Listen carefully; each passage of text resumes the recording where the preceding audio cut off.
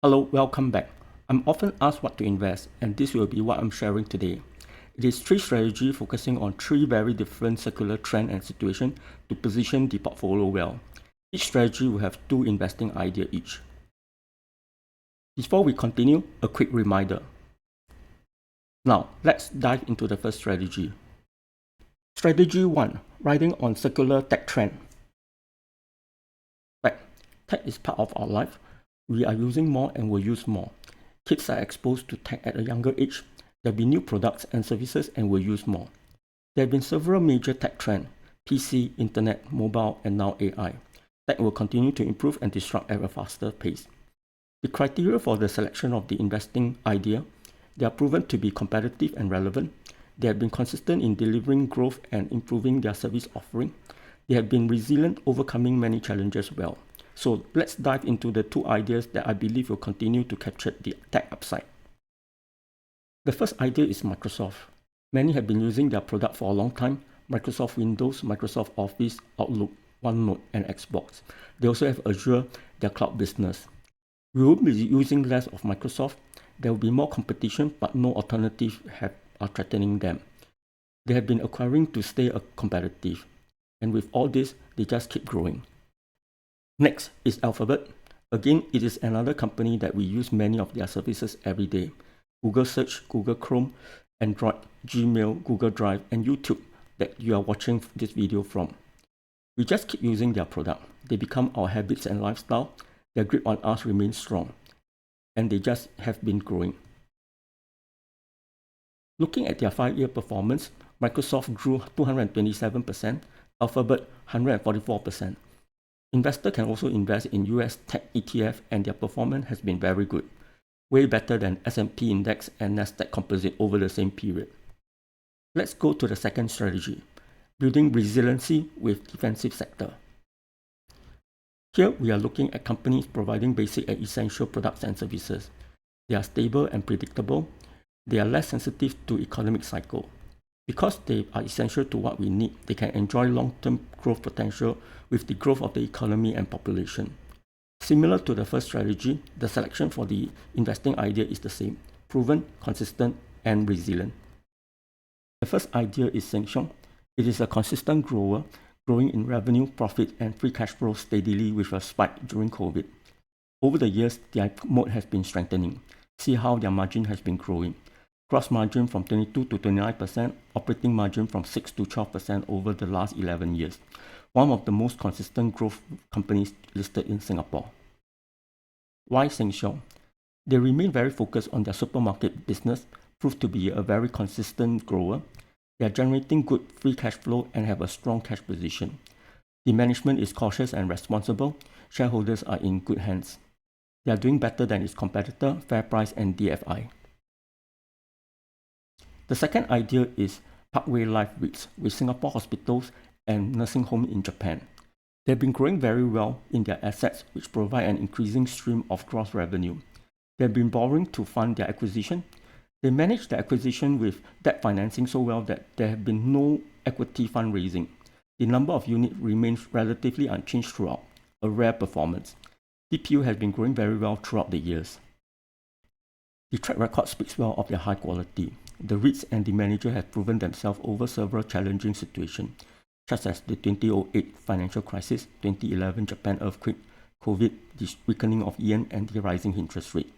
Similar to Sheng, they've been proven to be resilient and prudent, high-quality manager with high-quality assets. I've covered Sheng and Parkway Life in my previous video, so do check them out for more details. Let's look at Sheng and Parkway Life over the last 5 years. Total shareholder return for Sheng is 73%, with 48% from capital gain and the rest from dividend. For Parkway Life, total return is 58%, 33% from capital gain, and a larger chunk from dividend. Both outperform STI, the purple line on the chart, by a wide margin. The index has been flat over the last 5 years. Now, the third and last strategy: hedging against chaos. The world is getting more messy with more problems and suffering. More countries are failing. Many are mismanaging the economy. Many are not running the country well, causing instability, and many are losing confidence. There are war, conflicts, and a lot of tension among countries. The investing idea to hedge against the chaos is commodity money. Commodity money is a type of money that has intrinsic value, meaning that if it is not used as a medium of exchange, it still has its value. This is in contrast to fiat money, which has no intrinsic value, but is only valuable because the government has decreed it is. We are 6 countries representing almost 900 million people whose currency has fallen from 25% in Brazil to 90% in Argentina over the last 5 years. Notice that many of their situations worsened during and after COVID. Economic activity dropped quite significantly during COVID, hurting their economy. There are many other countries in similar situations, such as Sri Lanka, Lebanon, and many countries in Africa and Latin America to various extent. The currency cannot be stopped as they keep dropping, which increases are unlikely to keep pace with the speed at which the currency weakened, and their buying power dropped quite significantly. Compared to the Singapore dollar and Malaysian ringgit, we are quite grateful to be relatively in better position. Millions of people have fallen to tougher times. Banks are failing. In 2013, the depositor in Cyprus got a rude shock that their savings were cut up to 10% as part of a bailout. In 2022, a lady in the Lebanon has to rob the bank to withdraw her own money to treat her sister. It's one of the several robberies in Lebanon where people rob to withdraw their own money. The banks limit the withdrawal of their savings. All governments and banks have some control to limit what we can do with our money. Banks do fail, and their failure can affect us as a depositor. Despite globalization, it is a sad state of world affairs that local currency and financial system remain two important things that government has tight control over, and they can ruin the life of the people. What can people save with? What are the store of value? 3 ways: US dollar, gold, Bitcoin.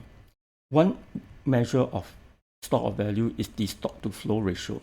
It is the ratio of existing stock to its annual new production. US dollar doesn't have a stock to flow ratio because the US government can print them. However, it is the go-to currency as it has been able to retain its value better than other fiat currency. Gold has a stock to flow ratio of 62.3 because of its limited production. Bitcoin stock to flow is 58 because its code limits the issuance of Bitcoin. Every 4 years, there will be a halving which reduces the rate of Bitcoin issuance, and this caused Bitcoin stock to flow to increase with each halving. The US debt has been accumulating for decades and is now at a record high to its GDP. The high debt level is a cause for concern as it makes it difficult for the government to meet its financial obligation in the future. The high debt will also make US more difficult to respond to future economic crises. The president and politicians do not seem to cut back on their spending to reduce the debt level. They just kick the can down the road to the next president and administration. Many developed and developing countries are also having high debt to their GDP. The darker the green, the more debt to GDP. Where will this debt bomb lead us to? How is this sustainable? What and when will it break? This is a very worrying situation. Ray Dalio has a great books and videos on changing world order, where he studied and analyzed the factors causing the rise and fall of empire. They are worth reading and watching. Here is a simple chart showing the factors: debt bust, money printing, conflicts, and war. We are seeing this more often now. The unfortunate signs are here. Gold has been on the rise and it has been knocking on the 2000 mark a few times. As many currencies are dropping and US debt are at high, more people and countries are buying more and more gold. Demand for gold from central bank has been increasing. The return from gold against US dollar has been good, 61% over the last 5 years. The returns are much higher with other weakening currency. This is a quick run through of Bitcoin characteristics. Bitcoin is digital. It is limited in supply. The Bitcoin owner has full control. It is not subjected to any control by authority. It operates on a decentralized network and transactions are recorded on the public ledger. We can send and receive them anywhere. Yes, Bitcoin is deemed to be a commodity under the US Commodity Act.